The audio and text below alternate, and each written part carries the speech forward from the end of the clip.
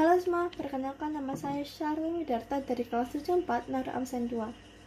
Hari ini saya akan mengulas sebuah buku cerita berjudul Cerita Rakyat Nusa Tenggara Barat yang dikarang oleh Sekar Sakti Andri, Sarjana Humanoria. Buku ini memiliki 64 halaman dan diterbitkan pada tahun 2010 oleh Karisma Publishing Group. Cerita Rakyat Nusa Tenggara Barat adalah buku cerita yang mengisahkan cerita-cerita tradisional yang berkembang dan diturunkan dari satu generasi ke generasi berikutnya yang berasal dari Nusa Tenggara Barat. Kisah pertama dari buku cerita ini adalah kisah Doyanada. Doyanada adalah seorang anak laki-laki yang lahir dari bangsa jin dan berubah menjadi manusia. Doyanada memiliki kekuatan yang luar biasa dan nafsu makan yang besar. Ayahnya berusaha untuk membunuhnya karena malu.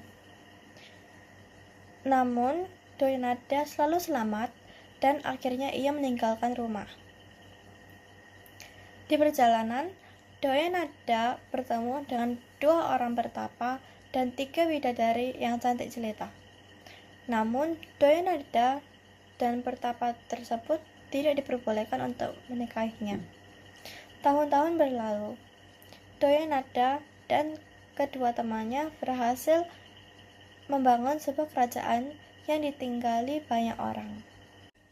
Cerita kedua adalah Putri Saripulan. Putri Saripulan adalah seorang permaisuri yang mengandung seorang bayi dengan Pangeran Datuk Pandai. Suatu hari, mereka berlayar menuju kerajaan Datuk Pandai untuk bertemu dengan orang tuanya. Tengah perjalanan, Putri Saripulan sangat ingin memakan menjangan. Akhirnya, Datuk Pandai berlabuh di Pulau Dewa dan berburu menjangan bersama awak kapalnya.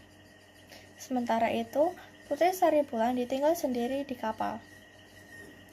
Suatu saat, seorang setan bernama Kunti menyerang Putri Saripulan dan berpakaian seperti dia.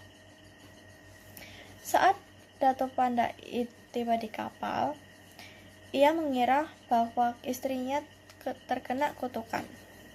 Dengan berat hati, mereka melanjutkan perjalanan mereka. Tahun-tahun telah berlalu.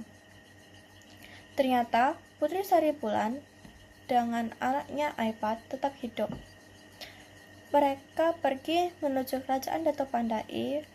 Lalu mereka saling mengenal satu sama lain. Akhirnya mereka hidup dengan bahagia bersama.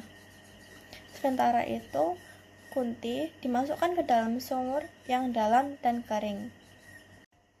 Kisah ketiga adalah kisah Tuan Guru. Tuan Guru adalah orang yang suci dan mengajar agama Islam. Suatu hari, ia mengajar seorang muridnya sebuah mantra untuk berjalan di atas air, lalu meninggal pada hari Jumat, yaitu hari yang suci. Muridnya berhasil, lalu meninggal tepat pada hari Jumat.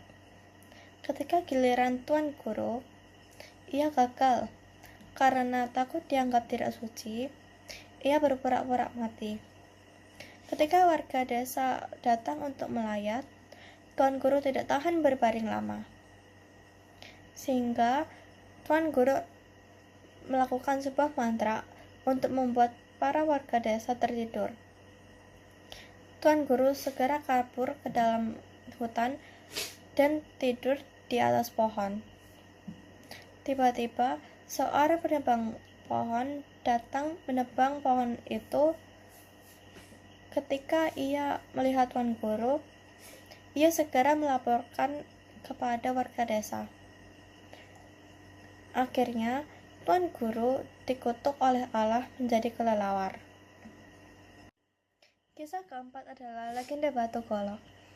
Pada suatu hari, terdapat seorang ibu bernama Inek Lembain pergi bekerja menumpuk padi dengan membawa kedua anaknya yang masih kecil.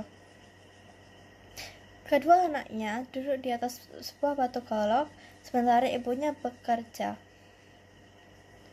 Batu tersebut semakin naik ke atas. Anak-anaknya berteriak meminta tolong kepada ibunya. Namun, Inak Lembain tidak memedulikan mereka. Ia mengira bahwa anak-anaknya sedang bercanda. Ketika Inak Lembain selesai bekerja, ia baru sadar bahwa kedua anaknya yang duduk di atas batu golok sekarang berada di langit. Ia berdoa kepada Tuhan untuk tolongan. Namun, ia hanya mendapatkan sabuk. Inak Lembain melempar sabuk itu ke batu golok hingga pecah menjadi 3 bagian. Namun, anak-anaknya telah menjadi burung kekuo dan burung kelik. Kisah kelima adalah makam Empong Puntik. Seorang kakek bernama Mas Panji Pangendang adalah seorang kesatria yang terkena sakit parah ketika berperang. Keluarganya akhirnya menjemput Mas Panji Pangendang untuk pulang. Di tengah perjalanan, sakit Mas Panji semakin parah, lalu berhenti di Empong Puntik. Ia berpesan kepada anak cucunya untuk tidak membakar atau mengubur jenazahnya, mengelilingi makamnya 3 hingga 9 kali, dan datang ke makamnya setiap 2 kali setahun, yaitu waktu musim hujan dan setelah musim panen. Mas Panji Pangendang mengambil nafas terakhir lalu menghilang entah kemana. Tempat istirahat Mas Panji Pangendang akhirnya dijadikan makam Empong Puntik. Kisah keenam adalah Papuk Mame dan Papuk Kine. Terdapat sepasang sandal yang merupakan suami istri terbuat dari kulit kerbau jantan dan betina untuk sang raja. Sang suami adalah Papuk Mame dan sang istri bernama Papuk Kine. Suatu hari, raja memakai sandal tersebut ketika hujan. Karena basah, ia meletakkan di bawah tempat tidur. Karena tikus suka mengendu sandal tersebut, mereka takut, lalu berdoa untuk mencari tikus.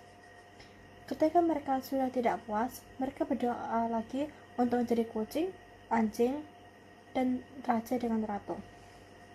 Permintaan yang terakhir adalah untuk menjadi Tuhan.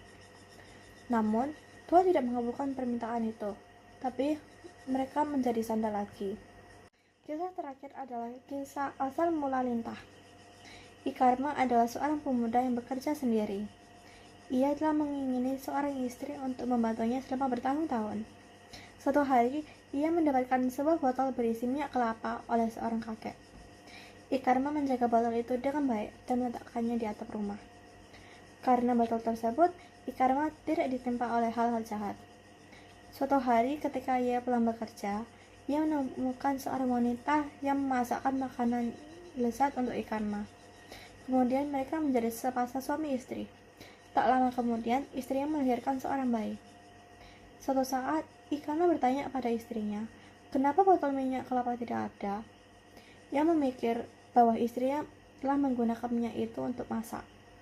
Istrinya menjawab bahwa minyak kelapanya telah menguap.